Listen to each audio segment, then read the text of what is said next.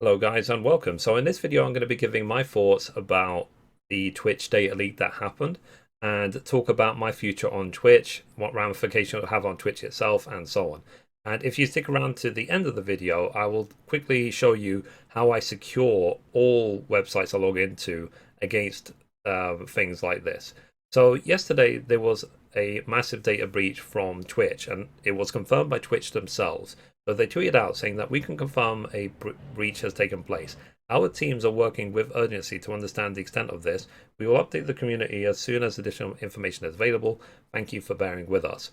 And then they also tweeted out saying that out of an abundance of caution, we have reset all stream keys. You can get your new stream key here. So the stream key is a code that is used to broadcast on your channel. So if that information is ever stolen, then someone else can broadcast on your channel. So that's why all of them were reset. Now, I personally use Streamlabs OBS, which logs you into the website and retrieves your stream key before you go live. So I probably won't have to do anything to reset it. But in case you manually enter your stream key into your broadcast software, know all of them were reset, and you'll have to retrieve it and enter it again, because stream keys tend to be things which people don't even think about when they're going live. Like, some people probably haven't reset their keys for months or maybe even years at this point. So know that that is reset for you to fix. And the very first thing I do as well when these data breaches happen with any website is I reset my password. So again, if you stick around to the end of the video, I will show you how I secure all of my accounts on every website. Now, in terms of Twitch itself, Twitch has not been having like any luck or any string of any good news lately. So they had the hashtag Twitch do better saga because of all the hate rating that was going on the platform. And then before that, they had the DMCA issue where streamers were forced to take down nearly all of their VODs and clips in the space of 3 days.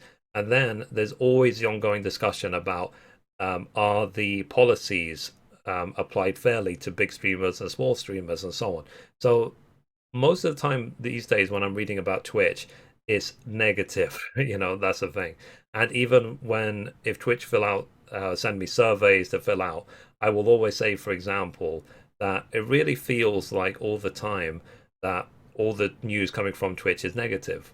So, and I feel that every time more and more bad news from Twitch comes out, then basically the less of a dominant position they will have in the streaming game. Simple as that. That's my opinion. So, and for example, some weeks ago, I spoke about the Final Fantasy 14 Twitch collaboration, which again spewed a lot of negativity and a lot of anger. But I think that was mostly directed at Square Enix for that. But again, Twitch has been roped into that as well. So, like I said, so nearly everything coming out of Twitch these days feels negative. That's the issue.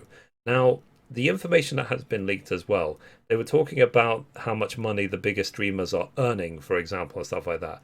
Now, that information was already publicly available. They publish publicly the subscriber counts, and you could work out from the subscriber count how much sub revenue someone is earning on a monthly basis. You basically take that number, you times it by, say, 2.5 or 3.5. It depends on the tier. It depends on, do they have the 50-50 split, the 60-40 split, the 70-30 split, and so on. But times it by 2.5 will give you the low range. Times it by 3.5 will give you the high range of how much people are earning. And that is something that's been going on forever. Like the Social Blade website, socialblade.com, the entire website is dedicated to estimating and working out how much people are earning on multiple platforms based on their follower count, the sub count, the view count, stuff like that.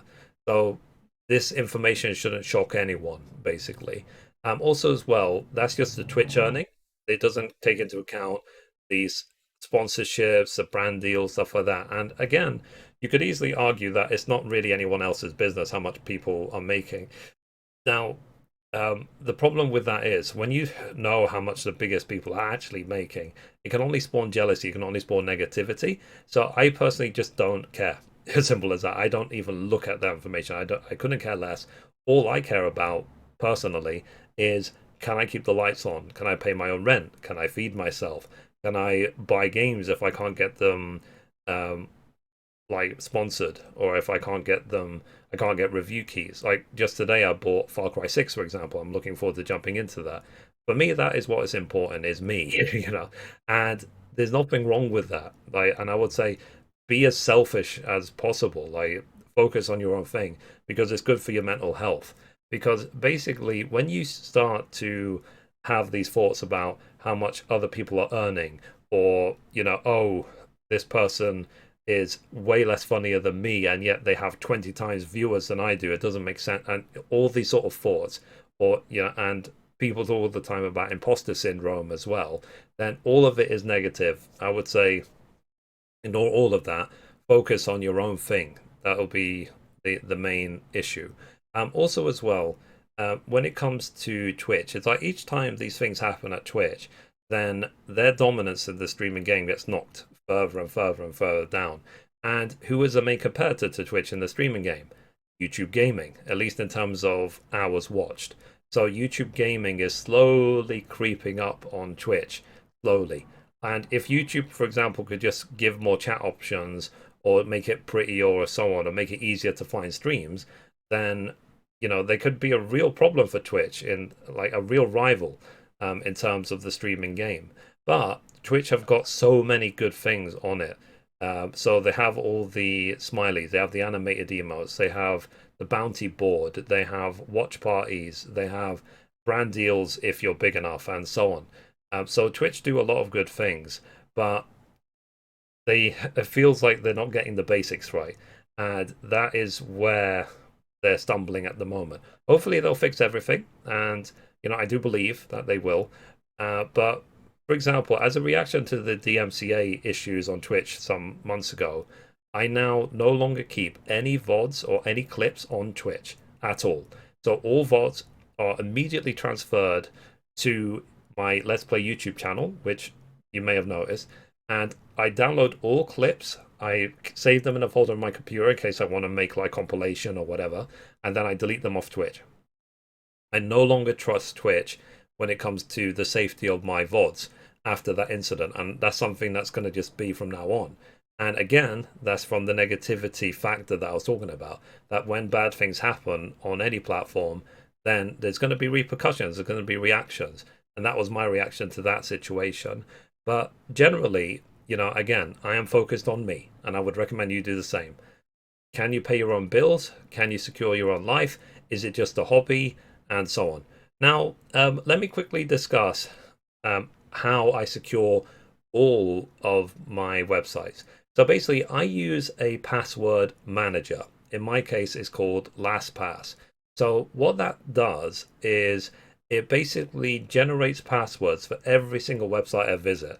And it makes sure, and it does an audit to make sure that no two websites have the same password as any other website. So for example, if there's a data leak on any website, forgetting Twitch, any website, then it will only affect that one site, and I only have to change one password. Whereas before, some years ago, I used to use the same password everywhere. So if one person or leaked my password or stole my password, they would have access to every single website I visit. So that with LastPass has now been fixed. And this is not a sponsored ad, by the way. I use them because it's flipping awesome. So I would recommend, if you haven't already, look into a password manager. And then the also big advantage of it is that it will auto-fill in your username and password on every website you visit. So you don't have to enter them manually. And as well, it supports having multiple logins for the same website. So for example, on Twitch, I've got probably 3 or 4 different logins for Twitch because they are for my chatbot accounts like Mithrie bot and so on. And also as well, what's nice about LastPass is that if there's any problems at all, it will tell you immediately. So, and it has a nice Chrome extension and so on. So I would recommend, if you haven't already, you don't have to go with LastPass, just go with any password manager to secure all of your accounts on every website. Simple as that. And yeah, that's all really I want to say about that. So anyway, guys, that's it for this video. If you liked it, be sure to give it a thumbs up. You can watch around the video over there. You can watch latest upload down there, or you can click down here to subscribe. Thank you, guys. Bye-bye.